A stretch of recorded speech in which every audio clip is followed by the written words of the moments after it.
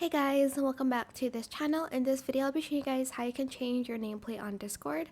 So nameplates are these like plates on your name. I don't know like how to explain that. So when you have it, you'll see this next to somebody's name or your name. So first you're going to obviously purchase the nameplate first. Do that in the shops. To equip it, go to your profile, then edit profile here, and then you are going to go to profiles.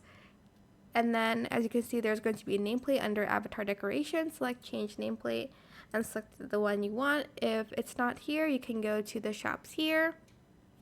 But I think these are the nameplates that are available as of now. So select apply, save changes, and you'll have your nameplate here as you can see. And that is it for this video. I hope it was helpful for you guys. Don't forget to like, comment, share, and also subscribe to this channel if you haven't done that already. If you have any more questions about this video, just leave it in the comment section down below. I will try my best to answer them all for you guys. And if you found this video helpful, please click the thanks button as well. That is, thank you so much for watching. Bye.